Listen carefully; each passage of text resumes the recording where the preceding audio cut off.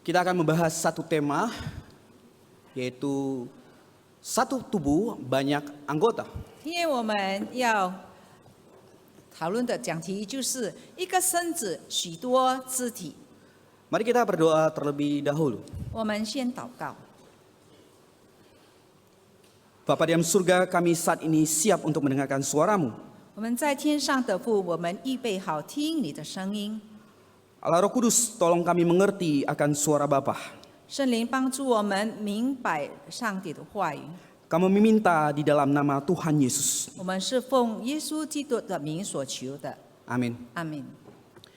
Saya akan membacakan firman Tuhan yang terambil dari 1 Korintus pasal yang ke-12 ayat 12 sampai ke-31. 我们要学习的经文取自于哥林多前书第12章第12到31节。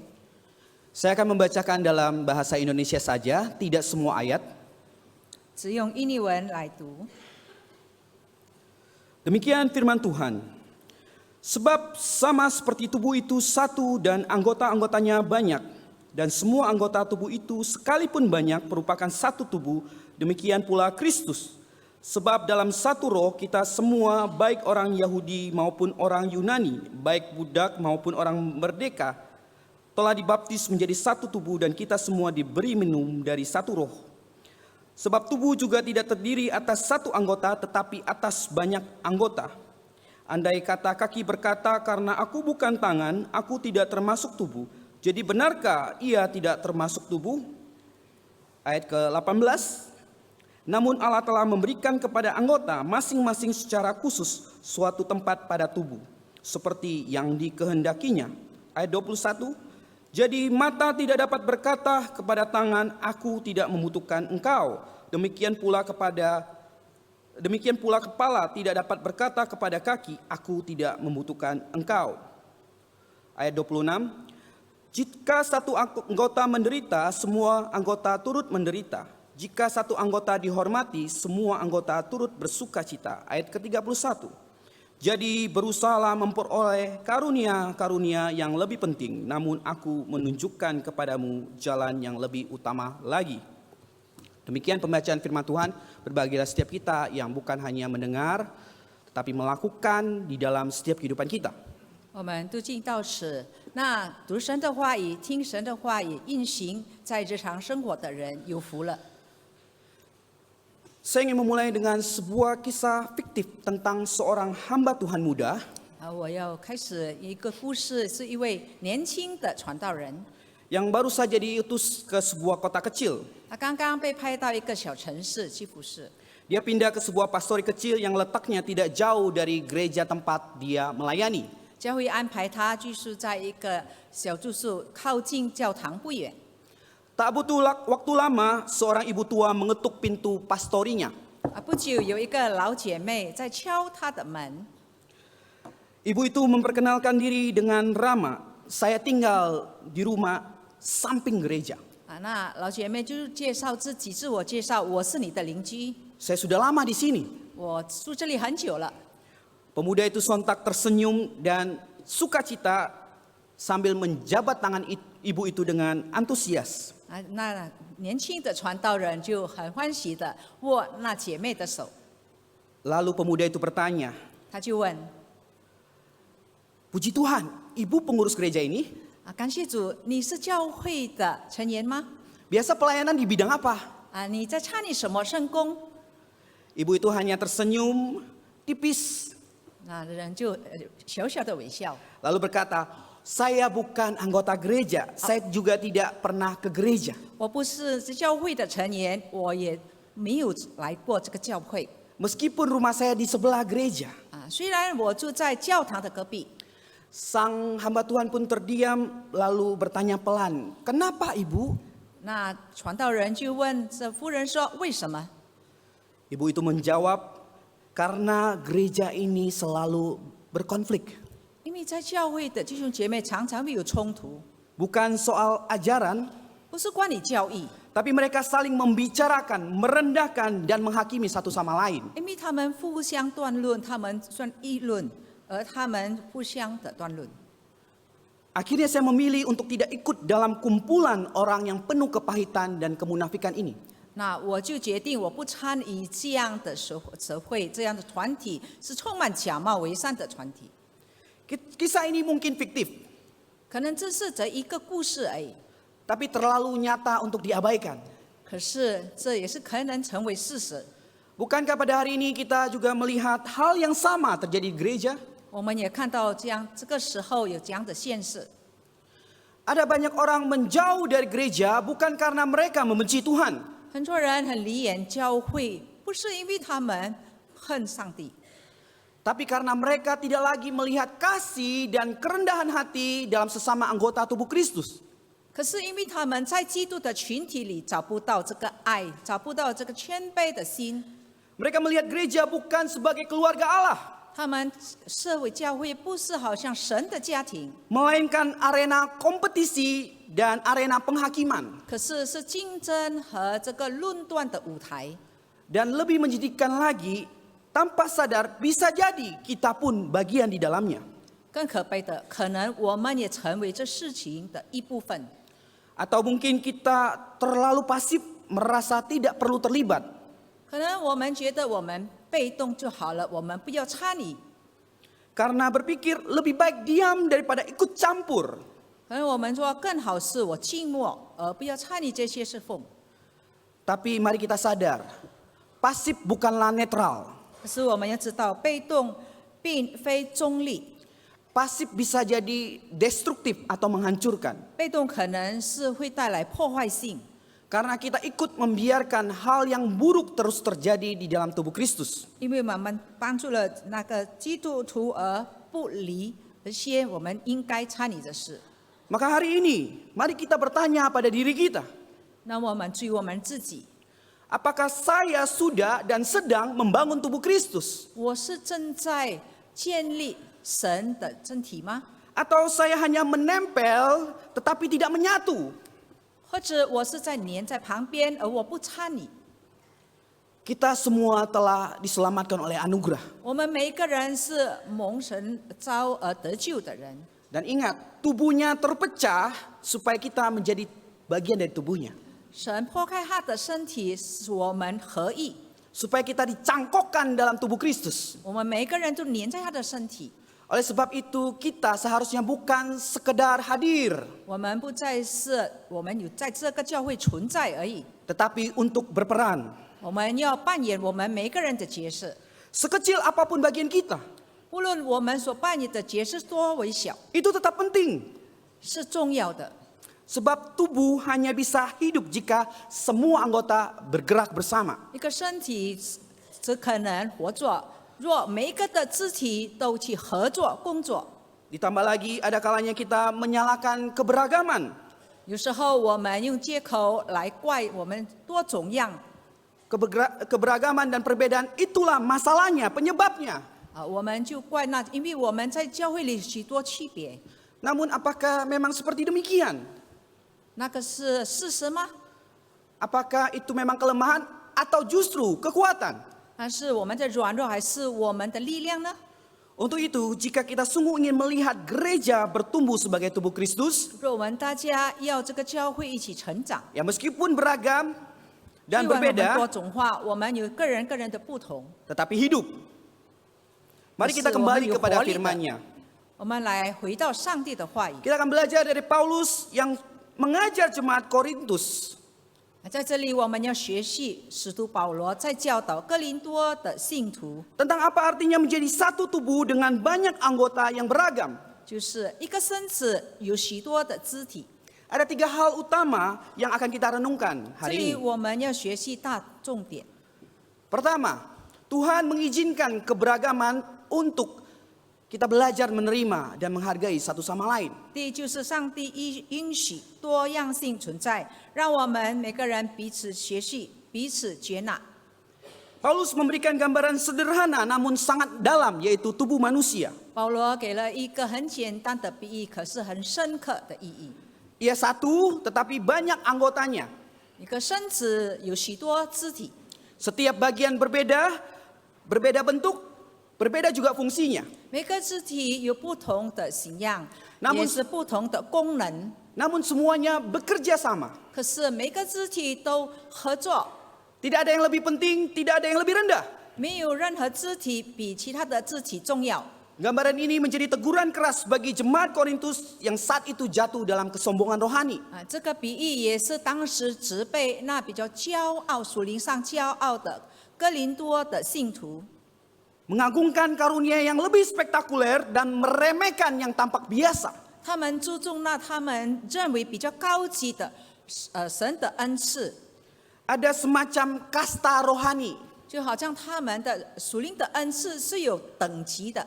Mereka yang bisa bernubuat dan berbahasa roh dianggap paling rohani. 那会说语言和说方言的，在属灵上看为是比较高等级的。 Akhirnya yang lain merasa tidak berguna karena tidak punya. 还有其他的，他们没有这个属灵的恩赐的，感到自己自卑和无用。 Gereja pun mulai terpecah bukan karena doktrin, 那教会就开始破裂分裂，不是因为教义的问题， tapi karena ketidakmampuan menghargai perbedaan. 可是是因为他们不能够彼此尊重。 Paulus menegaskan semua anggota itu penting. 保罗强调说，每一个肢体都是很重要的， Tidak ada satupun yang sia-sia. 没有一个是无用的。 Setiap kita, apapun peran kita, diperlengkapi oleh Roh Kudus untuk kebaikan bersama. 无论我们是多么渺小的，那圣灵已经来应用我们，使我们有做的有意义的工作。 Hari ini, realita Korintus itu tidak jauh berbeda dengan sekarang. 今天在哥林多所发生的事，也是在我们中间发生。 Ada orang-orang di gereja merasa tidak berarti karena mereka tidak memiliki karunia yang terlihat. 今天很多在教会的会友觉得他们是无用的，因为他们没有属灵的恩赐， Mereka merasa tidak layak dan tidak dibutuhkan. 他们觉得他们不配，而不肯被人使用，不被人使用。 Di sisi lain, ada juga mereka yang merasa lebih penting, lebih rohani karena mereka memiliki karunia yang lebih tinggi. 另一方面，有一些人认为自己比较重要，因为他有很多属灵的恩赐， Mereka tidak menghargai orang lain, 他们不尊重其他的人， merasa tidak perlu orang lain. 不需要别人的存在。 Paulus menasehati 保罗这样来劝他们。 di ayat 17, andai kata tubuh seluruhnya adalah mata, di manakah pendengaran? Andai kata seluruhnya adalah telinga, di manakah penciuman? 在17节，保罗说：“若全身是眼，从哪里听声呢？若全身是耳，从哪里闻味呢？” Dengan kata lain, jika semua anggota sama, tubuh itu tidak akan hidup. 我们若每个肢体的功用是一样的，那我们这个身体不能活下去。 Perbedaan itu bukanlah kelemahan, itu justru kekuatan yang Tuhan berikan. 分歧不是我们的软弱，是我们神赐给我们的力量。 Ada orkestra besar lengkap dengan biola, cello, piano, drum, trompet. 有一个大乐会，就很多的乐器，有钢琴、大提琴、小提琴， Lalu ada satu yang menarik, ada keras simbal. 甚至还有这茶婆。 Nah, keras simbal ini hanya memainkan 3 kali di dalam orkestra itu. 在这个乐器里面，这个茶婆只有演奏3次。 Dia berpikir dia tidak perlu melakukan perannya. 他就认为他不需要演奏， Karena dia hanya bunyiin 3 kali saja. 因为整个歌里面他只有需要3次的演奏。 Masih lebih banyak orang yang main barongsai katanya. 在布朗赛的时候还更热闹。 Lalu akhirnya dia tidak memainkan dan dia berpikir piano lebih baik. 他就认为钢琴的声音比较响亮。 Lalu dia juga berpikir biola suaranya lebih halus dan lebih enak didengar. 他也认为做小提琴的声音比较它的音比较迷人。 Bagi dirinya dia tidak akan terlalu diperhatikan. 他认为别人不会来关注他。 Kemudian ada pianis yang memainkan dengan sangat keras tuts pianonya. 另一方面，有一个钢琴师，他弹得很用力的去弹。Dia berpikir dia harus menonjol karena suara piano adalah suara yang sangat indah. 因为他觉得钢琴本身的声音是很有力量，他就要特处。 Jadi karena keras simbal ini tidak main, lagu itu pun menjadi sangat tidak megah. 因为这个茶婆不演奏这一首的乐器，就感到没有这么优美。 Piano yang tadi main terlalu keras menjadi tidak lagi harmoni suaranya. 因为钢琴的声音太大声、太大力，而这首歌也变成不优美。 Kita kadang berpikir saya cuma satu orang, jadi kehadiran saya tidak akan berdampak besar. 有时候我们想，我们只有一个人，我们的功用这没有什么的影响力。 Atau sebaliknya kita berpikir saya adalah orang yang paling penting di gereja, jadi saya harus menonjol dan mengatur segala hal. 或者我们认为我们在这个教会里是很重要的人，所以我们要特处。 Kedua hal ini adalah keliru. 这两样都是错误。 Sebab di dalam tubuh Kristus setiap anggota memiliki kontribusi terhadap orkestra agung Tuhan. 因为在神的身体里，我们每一个肢体，我们每一个人在神的这个和谐的家庭里，都有扮演很重要的角色。 Bahkan hal-hal yang terkecil sekalipun sangatlah penting untuk membentuk orkestra simfoni karya Allah. 无论呢，在这个大约会里最小的一部分，都在这个群体里要发出美妙的声音，有部分。 Supaya harmoni agungnya bukan hanya terdengar di dalam gereja, tetapi juga bisa disaksikan dunia luar. 这个工作不单单和谐，而在教会以外也成为众人的见证。 Paulus mengingatkan ini dengan jelas di ayat 18. 保罗在18节强调说， Tetapi Allah telah memberikan kepada anggota masing-masing secara khusus suatu tempat pada tubuh seperti yang dikehendakinya. 但如今神随自己的意思，把自己俱各安排在身上了。 Artinya tidak ada tempat yang keliru, 就说没有哪一个方面是错误的， tidak ada peran yang sia-sia, 没有不可用突然的解释， tidak ada orang yang tidak penting. 没有那觉得不重要的人。 Setiap kita semua tanpa terkecuali diberikan karunia dan tempat oleh Allah sendiri. 我们每一个人，神都有赐给我们不同的恩赐， Bukan untuk dibandingkan, tetapi untuk dijalani. 不是要我们不将比较，可是要我们去运行。 Kita tidak dipanggil untuk menjadi seragam, 神不要我们每一个人都是同样的， tapi untuk saling melengkapi dan menghargai. 我们要互相互补。 Namun kita harus mengakui keberagaman di gereja memang tidak selalu mudah.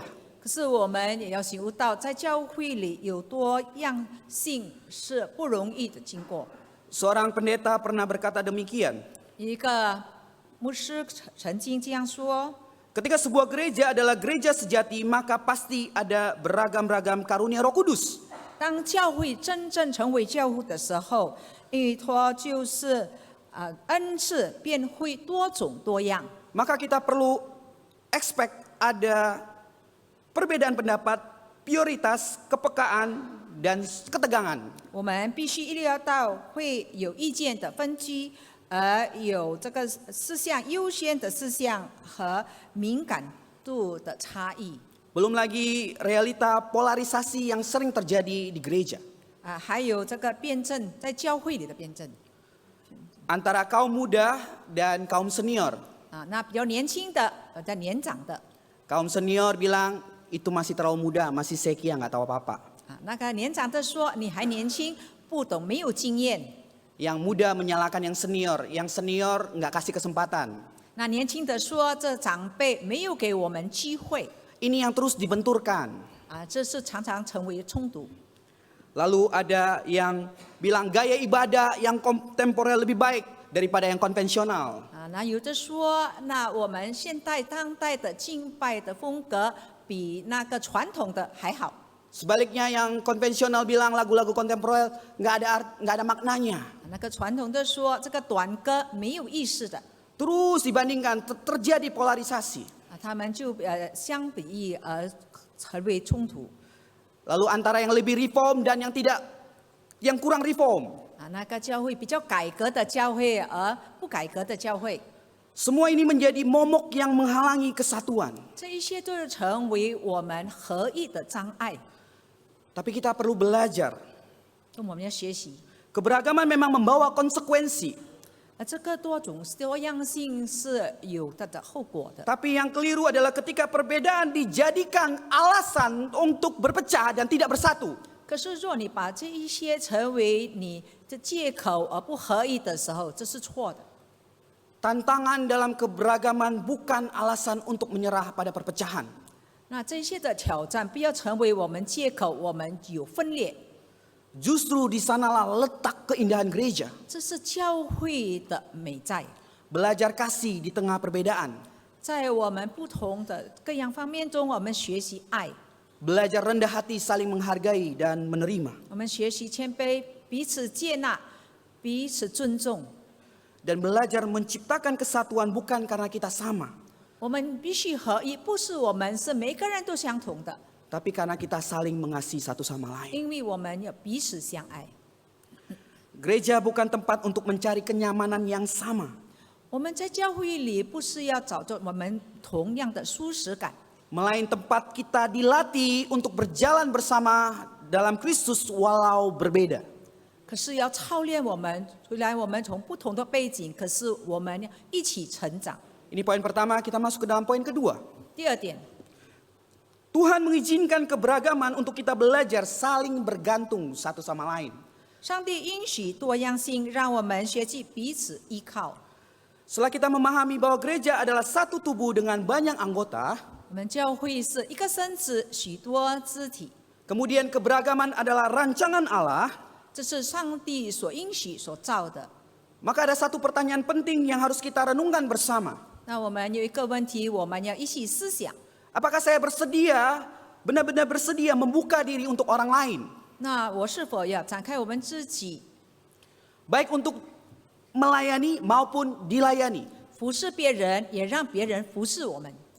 Karena keberagaman bukan hanya soal mengakui perbedaan, 那这里我们多样性不是说我们承认我们每个人都是不同的， tetapi tentang bagaimana kita saling bergantung dan saling mengisi dalam kasih. 可是，在爱里我们怎么样彼此接纳、彼此帮助？ Itulah yang akan kita pelajari di poin kedua. 在下面我们要一起讨论。 Ia melanjutkan dengan satu kebenaran yang tidak kalah penting. Paulus melanjutkan satu kebenaran yang tidak kalah penting. 保罗在教导一个事实， Dia mengatakan anggota-anggota tubuh itu tidak hanya berbeda tetapi juga saling bergantung. 他说这个一切的肢体不是说他们不同的功能，而他们也彼此帮忙、彼此依靠。 Dia menulis di ayat 21. Mata tidak dapat berkata kepada tangan, aku tidak membutuhkan engkau. Demikian pula kepala tidak dapat berkata kepada kaki, aku tidak membutuhkan engkau. 眼不能对手说我用不着你，头也不能对脚说我用不着你。 Kita jangan berpikir bahwa kita bisa berjalan sendiri di dalam gereja. 我们不要有这样子觉得，我们在教会了能独自而行。 Kita jangan pernah merasa bahwa karena kita kuat, kita tidak butuh orang lain. 不要你认为你自己很强，你自己能独立，你不需要别人。 Di dalam tubuh Kristus tidak ada tempat untuk kesombongan independen. 在主里没有独立自主的这个骄傲。 Namun bukankah ini hal yang sering kita tidak sadari? 可是，在教会里，这是我们有时候忽略了。 Kita hidup dalam budaya yang memuliakan kemandirian. 我们是活在这个我们独立的文化中。 Kita diajarkan untuk bisa sendiri dan tidak bergantung kepada siapapun di dalam dunia ini. 我们被教导要自给自足， Percayalah pada dirimu sendiri. 你要依靠你自己。 Orang-orang di luar sana tidak dapat diharapkan. 我们不要依靠那我们旁边的人， Mereka lebih sering mengecewakan. 他们常常使我们分心。 Akibatnya kita membawa mentalitas itu ke dalam gereja. 那我们又靠着这样的观念来在教会服侍。 Kita melayani tetapi sulit membuka diri untuk dilayani. 我们要服侍，可是我们不愿意不愿意让别人服侍我们。 Kita memberi tetapi tidak mau menerima. 我们给予，可是我们不要接受， Karena bagi kita bergantung adalah tanda kelemahan. 因为我们感觉到依靠是软弱的标志。 Padahal kebergantungan yang sehat adalah tanda kerendahan hati dan kedewasaan rohani. 可是这个健康的依靠是告诉我们的属灵的态度。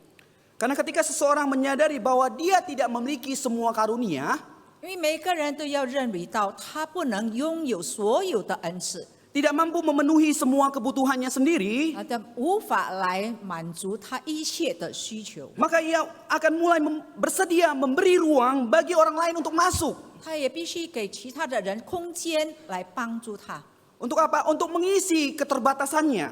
填满他自己的限制。 Disitulah tubuh Kristus menjadi kuat. 当时候，那主的身子就成为强壮。 Tuhan terkadang memaksa kita untuk saling bergantung. 神有时候必须来勉强我们，使我们要依靠，互相依靠， Karena hanya di dalam kebergantungan kasih bisa tumbuh dan dibentuk. 让我们在依靠之间，那个爱就能够成长。 Kita belajar percaya, berserah, 我们要学习相信和交托， dan memberikan kesempatan orang lain untuk berkarya di dalam hidup kita. 要给其他的人，我们周围的人空间来在我们身上工作。 Paulus menuliskan demikian 使徒保罗这样子说， di ayat yang ke-26. 在26节， Paulus mengatakan demikian, jika satu anggota menderita, semua anggota turut menderita. Jika satu anggota dihormati, semua anggota turut bersuka cita. 26节，若一个肢体受苦，所有的肢体就一同受苦；若一个肢体得荣耀，所有的肢体就一同快乐。 Karena kebergantungan ini maka kita saling memiliki satu sama lain. 因为我们彼此依靠，所以我们的彼此归属。 Kita saling membutuhkan satu sama lain. 我们每个人的彼此，我们需要别人，别人需要我们。 Itulah tubuh yang sehat. 这是健康的神的身体。 Ketika penderitaan satu orang menjadi penderitaan semuanya. 当别人的痛苦成为大家的痛苦， Ketika sukacita satu orang menjadi sorak-sorai bagi semuanya. 因为一个人的快乐成为大家的所有的人的快乐。 Hal ini juga ditegaskan oleh Dietrich Bonhoeffer. Dia berkata demikian, setiap komunitas Kristen harus menyadari bukan hanya tentang yang lemah membutuhkan yang kuat, tetapi yang kuat pun tidak akan ada tanpa yang lemah. Mengenyahkan yang lemah berarti mematikan persekutuan. 这个这样子说，在每个基督群体中，不仅是弱者需要强者，但强者也不能离开弱者。排斥弱者就等于破坏团契。 Maka kebergantungan bukan kelemahan. 就是我们彼此依赖，不是的弱点， Itu justru desain Allah untuk membentuk kasih yang sejati di tengah kita. 而是上帝的旨意，让我们之间可以培养真爱。 Coba tanya kepada diri kita hari ini. 今天我们要问我们自己， Apakah saya sungguh sadar bahwa saya tidak bisa sendiri?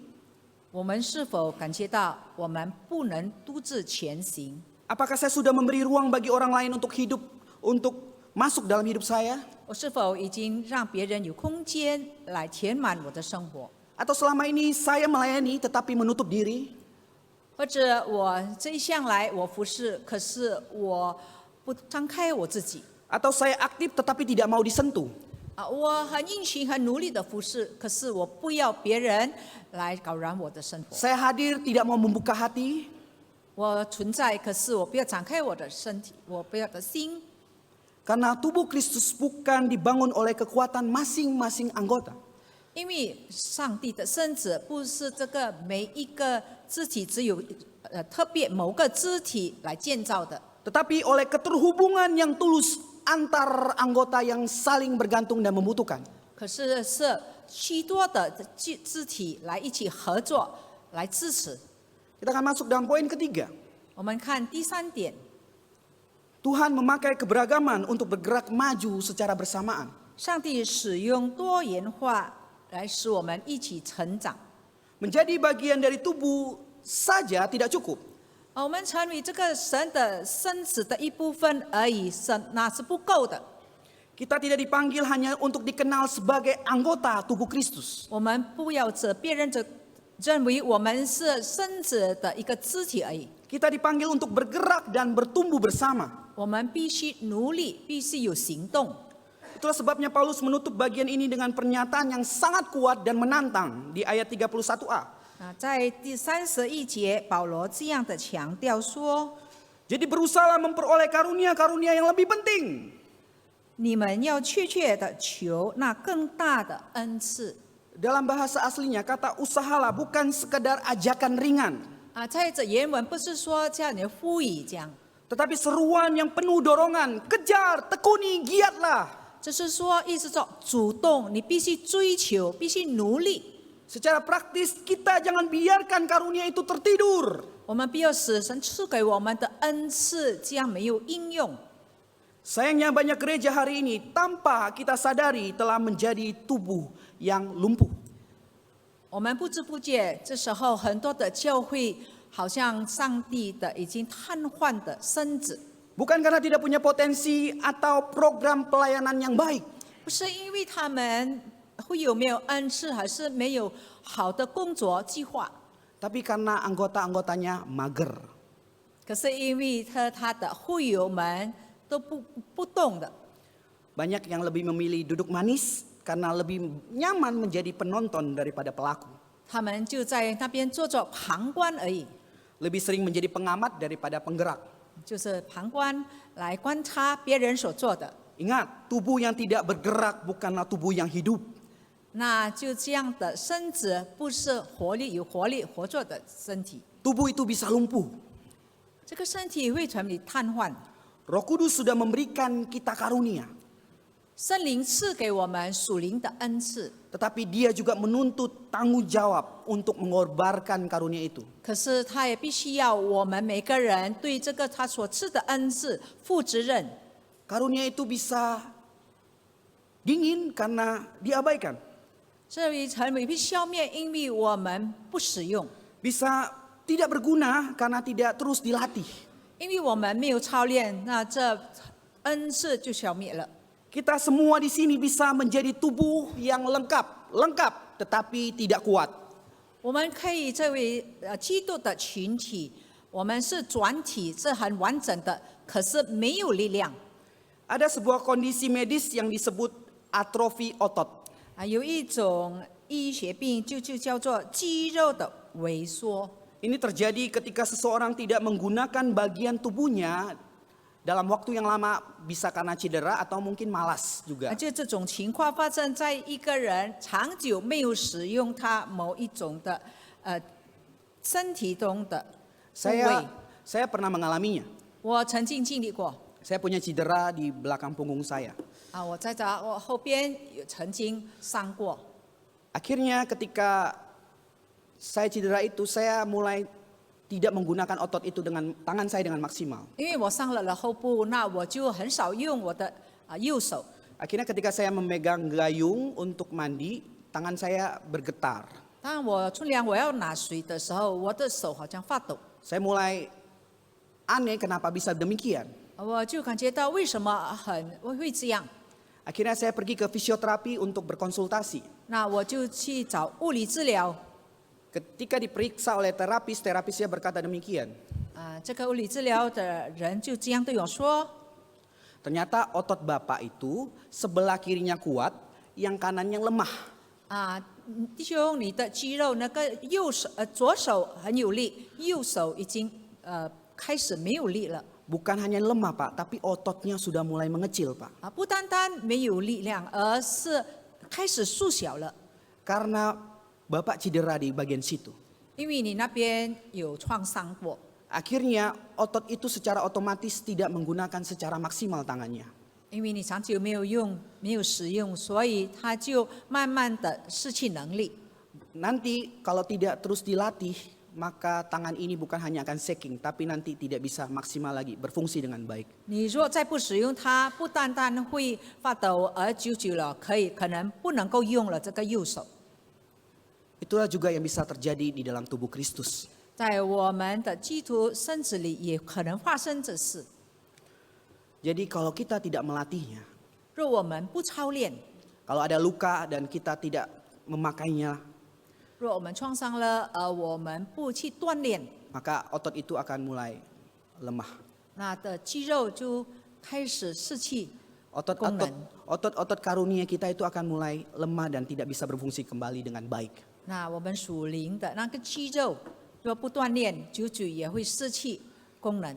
Ingat, setiap kita yang sudah percaya Kristus pasti diberikan karunia sekaligus kekuatan dari Roh Kudus. 那我们信基督的人，圣灵已经赐给我们每一个人有属灵的恩赐。 Tetapi ketika kita tidak melatihnya, menggunakannya, 可是当我们不锻炼、不使用， artinya tidak melayani, tidak melibatkan diri, 那我说若我们不参与而不服侍， tidak bergiat, pelan-pelan tubuh rohani kita mengalami atrofi. 那我们不努力，久而久之，我们的这个肌肉、我们的身体、我们的属灵的恩赐，就会好像这个肢体这样萎缩， Artinya ototnya mengecil dan akhirnya tidak berfungsi lagi. 就这个肌肉缩小而没有功能了。 Jadi kita menjadi lemah, kehilangan daya, bahkan bisa mati rasa secara rohani. 就没有力量了，慢慢可能我们会变成瘫痪。 Akibat paling besar, gereja bisa menjadi lumpuh. 最惨的，这个教会会成为在瘫痪的情况， Tubuh Kristus ini 这个基督的身子 menjadi lumpuh. 就成为瘫痪。 Bukan karena kekurangan orang, tetapi karena orang-orang yang mulai berhenti bergerak. 不是缺少了会有，可是缺少了那愿意努力工作的 Terlalu mager dan tidak mau melatih otot-otot karunianya. 因为他们不要操练他们属灵的恩赐。 Jika kita percaya bahwa kita telah diselamatkan untuk menjadi anggota tubuh Kristus ini, 若我们相信我们蒙恩得救，要我们成为基督的身子， kita tidak bisa tinggal diam, kita harus bangkit. 我们必须复兴， Kita harus mengobarkan kembali karunia itu. 我们要点燃那神所赐给我们的属灵恩赐。 Kita harus memperjuangkan kesatuan dan bergerak bersama. 我们每个人必须努力，一起动工。 Ingat, jika satu anggota berhenti, tubuh bisa mulai mengarah kepada kelumpuhan. 要记得，若只有一个肢体而不工作、不动工停止，那就会影响基督的整个身子。 Jika semua anggota bergerak, tubuh menjadi utuh dan kuat. 若每一个肢体都一起努力、一起合一工作，那基督的身子就成为有力量。 Begitulah tubuh Kristus di GKI Puri ini. 这就是我们在GKI Puri基督的身子一样。 Kita harus terus melatih dan bergerak bersama supaya kita kuat bersama. 我们每一个人就必须操练我们自己，使我们这个群体有能力、有力量。 Gereja bukan kekurangan orang yang berbakat. 我们教会不缺少有恩赐的人， Gereja hanya kekurangan orang yang mager dan tidak mau memberi diri. 教会是缺少那不要奉献自己、不要努力的会友。 Dan kalau hari ini Anda mendengar suara Tuhan, 若弟兄姐妹们今天听到上帝的声音， jangan tunda untuk berkata, Tuhan pakailah aku. 你不要再迟延，说上帝你使用我， Aku mau menjadi anggota tubuhmu yang hidup. 我要成为你身子活作的一部分。 Apapun bagiannya, ingat apapun bagiannya. 不论你扮演什么角色， Yang terkecil pun tidak akan sia-sia. 最微小的也不会突然的。 Kalau hanya menjadi pendoa, terus menjadi pendoa yang setia. 若你是做祷告、参与祷告，那你继续为大家祷告。 Meskipun tidak terlihat, terus lakukan. 虽然别人没有看到你所做的，你必须继续行下去。 Kalau menjadi orang yang melawat, membesuki jemaat-jemaat yang mengalami pergumulan, terus lakukan dengan setia. 若你一向来是参与探访的工作，你必须做下去，努力下去， Lakukan semua dengan setia. 以忠心来服侍。 Tidak ada yang sia-sia, bahkan terkecil pun. 没有一个最微小的，也不会突然的。 Jadi kita dapat menyimpulkan ada 3. 我们做一个结论： Yang pertama, Tuhan tidak membentuk tubuh yang sama, tetapi tubuh yang penuh keberagaman. 基督不会成我们这个同样的肢体，而是不一样的肢体。 Agar kita belajar menerima, mengasihi, dan saling melengkapi. 让我们彼此学习，彼此接纳，彼此互补。 Yang kedua, 第二， Tuhan tidak mendesain kita untuk berjalan sendiri, tetapi untuk bergantung satu sama lain. 主不要我们独自而行，而他要我们彼此依靠， Agar kita bertumbuh dalam kerendahan hati dan kasih yang sejati. 让我们在谦卑、在爱中成长。 Dan yang terpenting yang ketiga ini, Tisan. Tuhan tidak menciptakan tubuhnya untuk lumpuh, tetapi untuk bergerak bersama. 神造了他的身子，要我们一起同行。 Menggunakan karunia yang Dia berikan agar dunia melihat tubuh Kristus secara nyata. 他要我们每一个人操练他所赐的属灵恩赐，让其他的人都看到我们的见证。 Apakah Bapak Ibu melihat satu gambar di gambar ini? 你看到吗？这里的图画， Ada gambar apa? 这什么图画？ Gambar salib. 十字架。 Gambar salib yang dibentuk oleh siapa? 是谁制造这个十字架的？ Orang yang berbeda-beda. 是不同样的人。 Ini yang dimaksud agar tubuh Kristus menjadi nyata.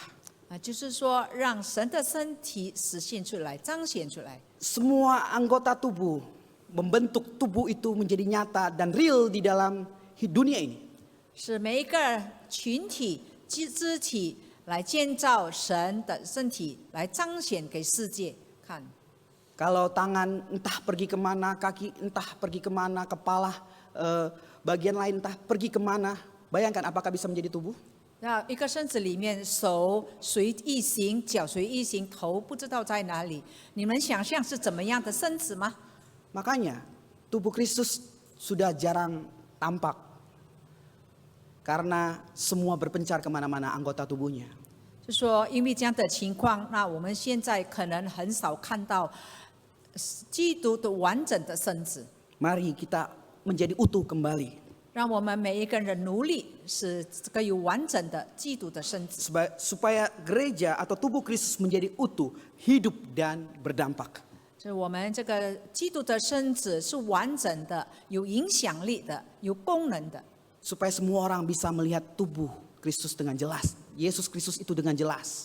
使其他的人、教会之外的人能很清楚看到耶稣基督的身子， Itu dimulai dengan kita semuanya menjadi satu tubuh. 是从我们每一个人开始。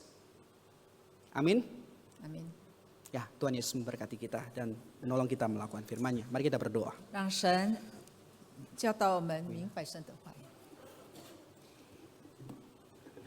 我们在天上的父，感谢你在今天一次提醒我们，我们是在你基督里的每一个肢体，我们每个人必须努力追求、主动，让我们这教会有完整的身子，使我们的完整能使给这个世界有影响力。求你使用我们每个人，使我们每个人有愿意被你使用的心。谢谢你给我们的好的教导。我们这样祷告祈求，是奉靠耶稣基督的名，阿门。 Amin.